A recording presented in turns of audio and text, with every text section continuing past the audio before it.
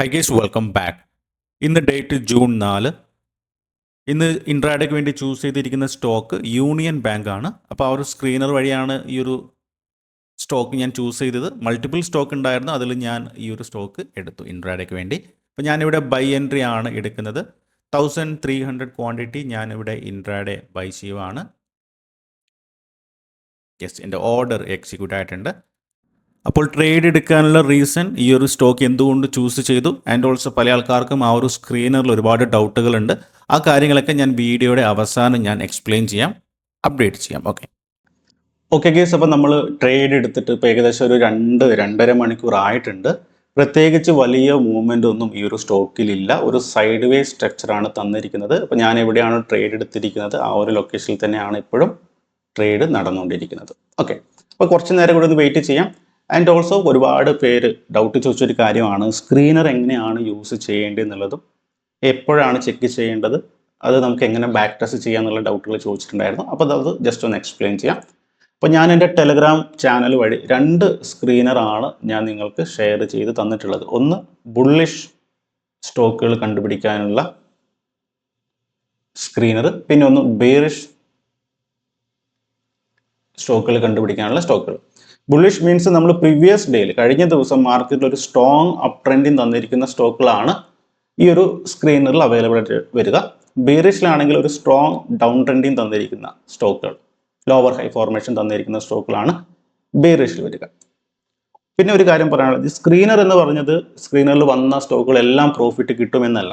Screener means നിങ്ങളുടെ സമയം ലാഭിക്കാൻ വേണ്ടിയാണ് സ്ക്രീനർ.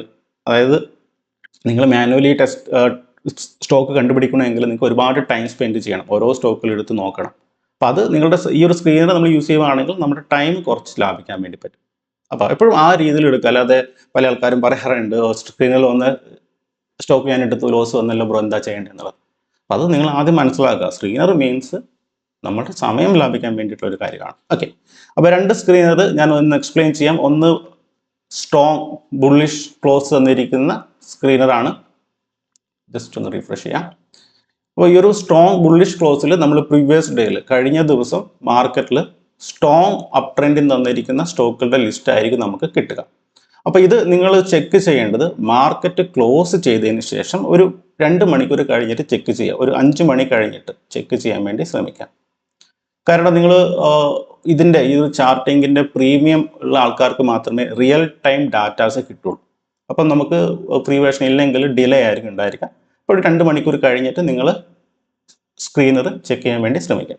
ഓക്കെ, ഇനി ലൈവ് മാർക്കറ്റിൽ നിങ്ങൾ ഒരിക്കലും ഈ ഒരു സ്ക്രീനർ ചെക്ക് ചെയ്യരുത്. ഇപ്പം ഞാൻ ലൈവ് മാർക്കറ്റാണ്. ലൈവ് മാർക്കറ്റിൽ നിങ്ങൾക്ക് ഇവിടെ ഒരുപാട് സ്റ്റോക്കുകൾ കാണാൻ വേണ്ടി പറ്റും.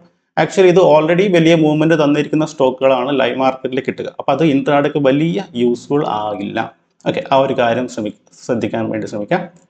പിന്നെയുള്ളത്, ഇപ്പോൾ ഈ ഒരു സ്ക്രീനർ ഓൾറെഡി ഡിഫോൾട്ടായിട്ട് ഫ്യൂച്ചേഴ്സ് ആൻഡ് ഓപ്ഷൻസിൽ ലിസ്റ്റ് ചെയ്തിരിക്കുന്ന സ്റ്റോക്കുകളുടെ ലിസ്റ്റ് മാത്രമേ കിട്ടുള്ളൂ.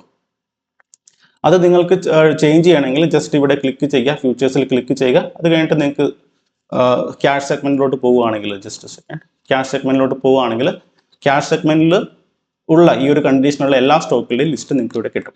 അപ്പോൾ ഞാൻ സജസ്റ്റ് ചെയ്യുന്നത് ഫ്യൂച്ചർ ആൻഡ് ഓപ്ഷൻസിൽ മാത്രം ഫോക്കസ് ചെയ്യാനാണ്. അതാണ് കുറച്ചുകൂടി ബെറ്റർ, കുറച്ചുകൂടി സേഫ് അതാണ്. ഓക്കെ, ഒരു കാര്യം. പിന്നെ ഒരു ഡൗട്ട് ചോദിച്ചാണ് നമുക്ക് എങ്ങനെ ഇത് ബാക്ക് ടെസ്റ്റ് ചെയ്യാന്നുള്ളത്. അതിനുവേണ്ടി ജസ്റ്റ് ഇതിൻ്റെ താഴോട്ട് പോകുക. താഴോട്ട് പോകുന്ന സമയത്ത് നമുക്ക് 9 മാസം വരെയുള്ളത് വരെ നമുക്ക് ഫ്രീ ആയിട്ട് 9 മാസം വരെ കഴിഞ്ഞ 9 മാസത്തിൽ ഈ സ്ക്രീനറിൽ വന്ന സ്റ്റോക്കുകളുടെ ലിസ്റ്റ് നമുക്ക് കിട്ടും. അത് നോക്കിയിട്ട് നിങ്ങൾക്ക് ബാക്ക് ടെസ്റ്റ് ചെയ്യാവുന്നതാണ്. ഫോർ എക്സാമ്പിൾ, ഇപ്പോൾ ഞാൻ കഴിഞ്ഞ ദിവസം എടുത്ത ട്രേഡ് 2-ാം തീയതിയിൽ ബുള്ളിഷ് ക്ലോസ് തന്നിരിക്കുന്ന സ്റ്റോക്കുകൾ. അതായത് ഞാൻ എടുത്ത ട്രേഡ് അപ്പോളോ ഹോസ്പിറ്റലാണ്. കഴിഞ്ഞ ദിവസത്തെ ട്രേഡ് നിങ്ങൾ കണ്ടിട്ടുണ്ട്, പ്രോഫിറ്റ് ബുക്ക് ചെയ്തത്. റൈറ്റ്, അപ്പോൾ നിങ്ങൾക്ക് ഏത് ദിവസം വേണമെങ്കിലും 9 മാസം വരെയുള്ള സ്റ്റോക്കുകളുടെ ലിസ്റ്റ് എടുത്തിട്ട് നിങ്ങൾക്ക് ബാക്ക് ടെസ്റ്റ് ചെയ്യാൻ വേണ്ടി പറ്റും. ഓക്കെ, ക്ലിയർ ആയെന്ന് വിചാരിക്കുന്നു. അതുപോലെ തന്നെ ഇതിൻ്റെ നേരെ ഓപ്പോസിറ്റ് ആണ് 2-ാമത്തെ സ്ക്രീനർ, സ്ട്രോങ് ബീറിഷ് ക്ലോസ്. അപ്പോൾ ഈ ഒരു സ്ക്രീനറിൽ നിങ്ങൾക്ക് കിട്ടുന്നത് ഡൗൺ ട്രെൻഡിങ് ആയിട്ടുള്ള സ്റ്റോക്കുകൾ, പ്രീവിയസ് ഡേയിൽ ലോവർ ഹൈ ഫോർമേഷൻ വന്ന സ്റ്റോക്കുകൾ നിങ്ങൾക്ക് കിട്ടും. അപ്പോൾ അത് നിങ്ങൾ സ്റ്റോക്ക് വാച്ച് ലിസ്റ്റിൽ ആഡ് ചെയ്യുക. ഇൻ കേസ് മാർക്കറ്റ് എല്ലാം നെഗറ്റീവിലോട്ടാണ് പോകുന്നതെങ്കിൽ നിങ്ങൾക്ക് ഈ ഒരു ഡയറക്ഷനിലോട്ട് നിങ്ങൾക്ക് ട്രേഡുകൾ കൺസിഡർ ചെയ്യാൻ വേണ്ടി പറ്റും. റൈറ്റ്, ക്ലിയർ ആയെന്ന് വിചാരിക്കുന്നു. വളരെ സിമ്പിൾ സ്ക്രീനറാണ്, നിങ്ങൾക്ക് യൂസ്ഫുൾ ആവുന്ന തന്നെയാണ് ഞാൻ വിശ്വസിക്കുന്നത്. ഒരുപാട് പേര് പ്രോഫിറ്റ് എടുത്ത് ഒരുപാട് മെസ്സേജുകൾ എനിക്ക് ചെയ്യുന്നുണ്ട്. ഓക്കെ, അപ്പോൾ പിന്നെ വേറൊരു കാര്യം കൂടി ശ്രമിക്കാനുള്ള, ഇപ്പോൾ ഇന്നത്തെ ട്രേഡ് ഇപ്പോൾ ഇന്ന് ഞാൻ ട്രേഡ് എടുത്തിട്ട് ഏകദേശം ഒരു 2 മണിക്കൂറായി. ഇന്ന് പ്രത്യേകിച്ച് മൂവ്മെൻറ്റും തന്നിട്ടില്ല. ഓക്കെ, അപ്പോൾ ഇവിടെയാണ് പല ആൾക്കാരും ചെയ്യുന്ന ഒരു മിസ്റ്റേക്ക്. നമ്മളെന്താണ് ആദ്യം ഇവിടെ ട്രേഡ് എടുക്കും, വലിയ മൂവ്മെൻ്റ് ഒന്നും വരാൻ സമയത്ത് നമ്മൾ ചെറിയ ലോസുകളൊക്കെ ബുക്ക് ചെയ്തിട്ട് നെക്സ്റ്റ് സ്റ്റോക്കിലോട്ട് പോകും. അത് മൂവ്മെൻറ്റ് ചെയ്യുന്ന സമയത്ത് നെക്സ്റ്റ് സ്റ്റോക്കിലോട്ട് പോകും. അങ്ങനെ ഒരിക്കലും ചെയ്യരുത്. നിങ്ങൾക്ക് അങ്ങനെ ചെയ്യണമെങ്കിൽ നിങ്ങളുടെ ക്യാപിറ്റൽ സ്പ്ലിറ്റ് ചെയ്യുക. ഒരു 3 സ്പ്ലിറ്റ് ചെയ്തിട്ട് 3 സ്റ്റോക്കിൽ അറ്റ് സെയിം ടൈമിൽ നിങ്ങൾക്ക് എടുക്കാം. അതായത് എപ്പോഴും ഡിസിഷൻ ചേഞ്ച് ചെയ്യുവാണെങ്കിൽ നിങ്ങൾക്ക് ലോങ് ടേമിൽ പ്രോഫിറ്റ് എടുക്കാൻ വേണ്ടി പറ്റില്ല. ഒന്നാമത്തെ കാര്യം. പിന്നെ ഒന്ന് RR എപ്പോഴും മെയിൻറ്റെയിൻ ചെയ്യാൻ വേണ്ടി ശ്രമിക്കുക. റിസ്ക് റിവാർഡ് 1:2 തന്നെ മിനിമം കീപ്പ് ചെയ്യാൻ വേണ്ടി ശ്രമിക്കുക.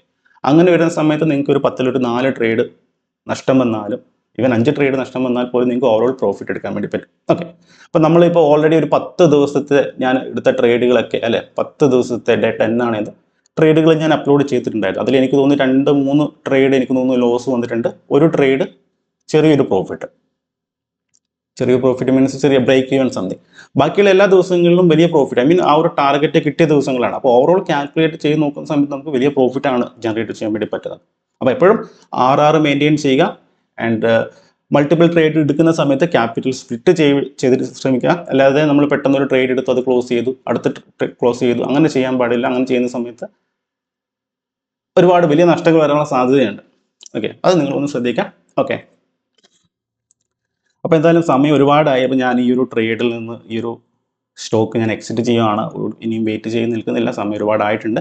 മേ ബി ടാർഗറ്റിലോട്ട് മൂവ്മെൻറ്റ് നടത്താം, ബട്ട് ടൈം ആയിട്ടുണ്ട്, കുറച്ച് തിരക്ക് കൂടിയാണ്. അപ്പോൾ ഞാൻ ഈ ഒരു ട്രേഡിൽ നിന്ന് യൂണിയൻ ബാങ്ക് എക്സിറ്റ് ചെയ്യുകയാണ്. അപ്പോൾ ചെറിയൊരു ലോസ്, ബ്രേക്ക് ഈവൻ തന്നെ വേണമെങ്കിൽ പറയാം, ബുക്ക് ചെയ്തിട്ടുണ്ട്. So done for the day. അപ്പം നെക്സ്റ്റ് നാളെ ഉണ്ടാകില്ല, മൺഡേയിൽ നമുക്ക് കാണാം. So bye bye, thank you.